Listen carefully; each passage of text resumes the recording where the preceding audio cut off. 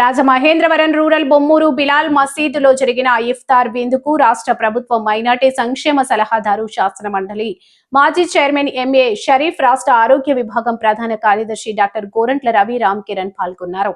ఈ కార్యక్రమానికి హాజరైన వారికి మసీదు కమిటీ తరఫున పెద్దలు చిరు సత్కారం చేశారు.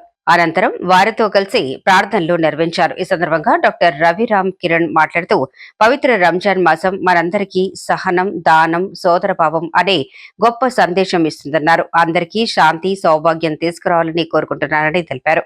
ఈ కార్యక్రమంలో టీడీపీ రూరల్ మండల అధ్యక్షులు మత్స్యటి ప్రసాద్, తెలుగుదేశం పార్టీ రాష్ట్ర నూర్ భాషా సాధికార కమిటీ అధ్యక్షులు షేక్ షుబాన్, గ్రామ టీడీపీ అధ్యక్షులు భీమరశెట్టి రమేష్, క్లస్టర్ కామిని భాస్కర్, జనసేన సీనియర్ నాయకులు బాబ్జీ, టీడీపీ మైనార్టీ నాయకులు సయ్యద్ ఉమర్, ఐటీడీపీ నాయుడు రాయుడు, సునీల్, నడిగట్ల రమేష్, కామేష్, నరాలశెట్టి శ్రీనివాస్, దుగ్గిరాల రాజేష్, ఆతావుల్లా, ఫరూక్, బషీర్, అడ్డాల శ్రీనివాస్, కోట్ల దుర్గారావు తదితరులు పాల్గొన్నారు.